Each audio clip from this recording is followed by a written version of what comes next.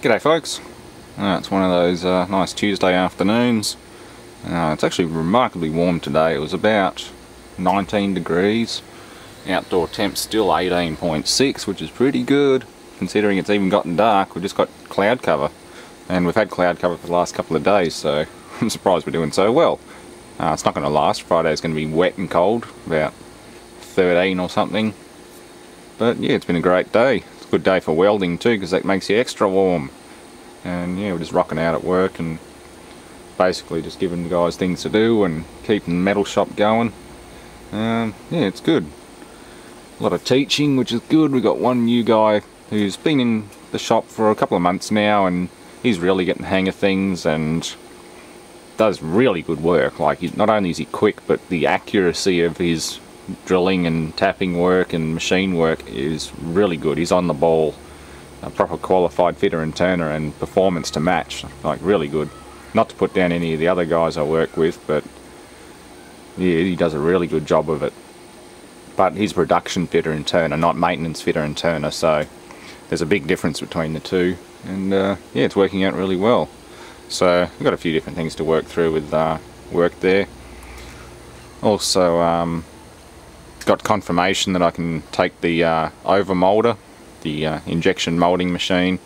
I'm just buying it for 300 bucks. Otherwise it was just going to go to scrap and just go a scrap weight, so I just made them a better offer, which is good because it's complete. They're not stripping anything off it, and it will be even runnable, so I'll try and make it run if the hydraulic pump motor isn't too big that I just can't run it or can't power it or supply enough amps through an RPC. I'll actually try and fire it up because I've got a box of polyethylene granules, and I should even be able to operate the screw and everything like that, charge the barrel, purge it, just show you how all that works, and eventually take it all apart for components, which is really good. Yeah, what else? Not a lot else. I think I sorted the subscriber influx thing. Most people seem to think that they might have been doing some work with the mail server or something, or there's just a backlog and it just suddenly comes through every now and then. It is odd, like it's the first time this has sort of happened since I've been using YouTube, and I've been using YouTube pretty much since its infancy. I've only had a registered account since '06, but I've been using it a lot longer, basically from the beginning. So it's just the first time I've noticed things coming in big batches where the date codes are the same, or within timestamps are within seconds of each other rather than minutes or hours. So it's still a little bit odd, but I like the theory that it's just a it's a mail server bulking thing, and it makes sense, especially with what Google's going through with the changing of the servers and the changing of the style and all the other crap that goes along, and the amount of things that seem to have been broken or acting up lately. Yeah, it's going to happen. So I might even turn off subscriber notifications. Every now and then it's nice to see a big name subscriber pop up in my inbox and actually contact them, but that's about it. And it rarely happens, so I might end up turning that off if they're just going to be bulking them anyway. Yeah. So, what else? That's sorted pretty much. Got bits and pieces for the RAV4. I needed to do the brakes because they machined them undersized, so I got pads and rotors. Even though the pads on it could have been used again, I've just decided to get some proper Bendix ones. These are all latest technology and geometry by the looks of it. Semi-ceramic composition. They weren't particularly cheap. I think they were about $90. Almost as much, yeah, almost as much, 2/3 of as much as what I paid for the rotors. I ordered these just straight off eBay. They've been slotted, or not slotted, but grooved. They are vented discs as well. Black nitride finish. Yeah. See, they've been machined post-production, like they've been bought from RDA and then machined on their own machine centres, Rapid RS. So we'll see how well they work. And the slots don't have sharp edges on them, so they should be alright. They won't chomp the pads. But for the sake of the pricing, they're actually pretty good. Yeah.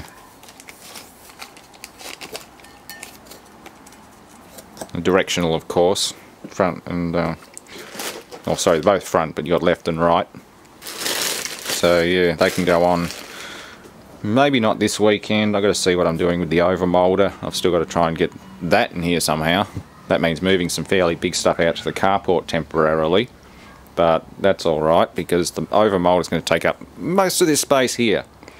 Like, I'll get rid of the bar stock rack, which has stuff in it that I haven't touched in years, so some of that could probably be inventoried in the corner next to the air cylinder, and things like the engines and the power unit, which is essentially done, can go outside. Although it's not out in the weather under the carport. But yeah, I got an outlet swaged while I was at the exhaust place last time too.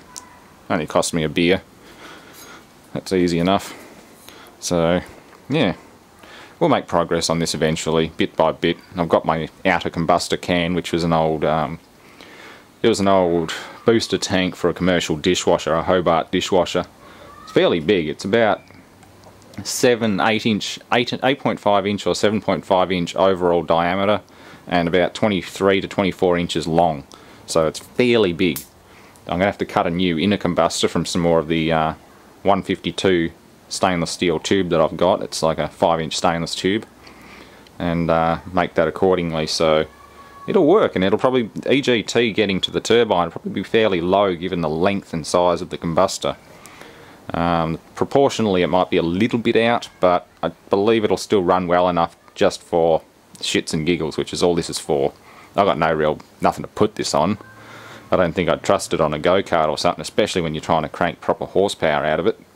But just for a shits and giggles project that's becoming more and more professional and less crude, yeah, this thing should work. I don't see any reason why not. Oil pressure works really well. I can get 50 psi of oil pressure, not a problem, and it'll just sit there all day with that. I just haven't done a dry spin up using the blower yet, which is the next thing. I might have to get another motor for that. Even though I can run it on the RPC, it doesn't like repeated starts. It just starts to get too hot. There's still something wrong with that motor. But I'll have a look through the Metric catalogue and just see what kind of three-phase, or not three-phase, but or even just a 220 volt three-phase motor from Metric would do the job. It just has to be 2-pole, 2800 RPM, and the correct frame and shaft size, shaft length, that sort of thing. So it's not hard to do. Not particularly expensive either. I think you can get those motors for like $99. They're really cheap. They're Chinese, but they work, and they've proven to be pretty reliable in the industry, like constant running 24/7 industry. The Metric branded motors are actually as reliable as some of the bigger names like ABB and CMG, all those. I wouldn't go past them. Even though they're Chinese, I still wouldn't go past them, especially if a costing point. So anyway, I think that's about it. Seems to be a party or something going on next door. Lots of kids screaming and carrying on. Playing. Nothing bad, but I think they just must have guests over or something like that.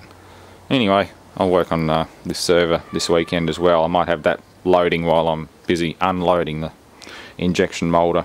I might have to borrow a tandem trailer from work and open both of those doors out, because that is not a wall. I know a few people who watched this channel for a while thought this was a solid wall, but it's not.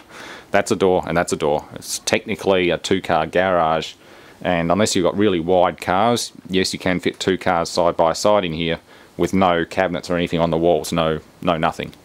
So it is technically a 2-car garage with, I don't know, 2 sedans length, plus you could have another sedan crosswise across the back if you could fit it in here. That's roughly the volume of the shed if there were no cabinets or drawers or things around the walls. But obviously I can sort of nose a small car in or something like that, but that's it. And the crane can move anywhere in here up to the truss. It's just a tiny bit higher than the truss, which is unfortunate, but that's all I really had to work with, because to have it over there it almost hits the roof. So I'm really limited with that. Otherwise I probably would have made it taller, but that doesn't matter. It's just got to be able to clear things, and 2 people can easily lay it down a bit, hold it on an angle and carry it out, because originally this was set up in the carport.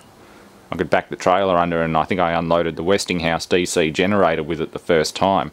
Like, I fabricated it outside, moved it to the carport on my own, just putting trolleys under each end, and yeah, set it up in the carport. But that's a fully homemade gantry. I think I even did a video on it, building a gantry crane, made out of scrap offcuts that a friend gave me, an old, oh, it's actually a brand new offcut of I-beam that I bought from the scrap metal yard, and basically everything else was just scrap finds and things. Even the chain hoist came in at the scrap yard. One of my mates picked that one up for me. Oh, I think I traded him something for it. I traded him some air conditioners and things. But anyway, there's a bit of history on the workshop. It started small and it grew into a monster. A big heavy monster that's going to have to move one day, because I am on development property. It's a long-term lease essentially. It's not actually my own. I don't own it. I'm not paying it off or anything like that. That's why I'm not building bigger sheds or just doing really big expansions. Like, I'm not running to put concrete down out the front, because why? I don't know how many years I'm going to be here. If I'd known I'm going to be here as many years as I have, I probably would have done it when I moved in, but it would have been worth it. But now I don't know what the future holds, and that's sort of a bit of a bummer, because I want to expand. Just don't have the money for a factory at the moment. So yeah, you get the idea. There's a bit more history and a bit more information. Yeah, I don't like it, but at least I've got enough contacts in movers and people with trucks and stuff like that. Like, loading things like this up's not that bad. Plus I know how to break machinery down. Even the turret lathe can be broken down into components. You take the saddle off the turret saddle, the headstock comes off and can be craned off with that chain hoist. The legs can come off and the bed can be lifted by the chain hoist. It's as long as you keep it under 500 kilos or on 500 kilos, that hoist will lift it just fine. And it can wheel a 6x4 trailer underneath it, plonk the bed or whatever it is down on it, and away you go. It's just the crane can't travel. I don't have wheels for it, and wheels would make it too high. In theory I could put machinery skates under it, but you need really clean floors for them, because they've got little rollers on them. And you start getting screws and nuts and things like that caught in them, they're stuck, they don't move. So machinery skates are good if you've got a nice clean factory floor ready to move a machine in, and you can plonk it on them and shunt it around. But yeah, I thought about it, but nah, the amount of debris that ends up under those crane legs, not worth it. It'd just jam and not go anywhere. You want big caster wheels, like 12-inch casters, big solid iron 12-inch casters like the Foundry gantry had on it. That would be good, and make the legs longer and brace them in more, because if you're going to travel you also want more bracing in the legs. Right now that's just bearing straight down, but if you're going to travel with half a ton hanging off it, you want a lot more support, a lot more. But it's not hard to build a better crane one day if I've got more headroom. So yeah, this has gone on longer than I expected. Anyway, that's always fun. Thanks for watching, and stay tuned for more updates, because work wants that Overmoulder out ASAP. So that probably means this weekend. More than likely. I might be able to get another week, but I mean, it's not going anywhere, but I don't want to leave them hanging, so we'll try for this weekend or next to get the entire Overmoulder machine over here from work and try and unload it, because I don't know what it weighs. I think it's just under 2 tons. I'm hoping it's less. I'm hoping I can even disconnect all the hydraulic hoses from the top half and split it in two.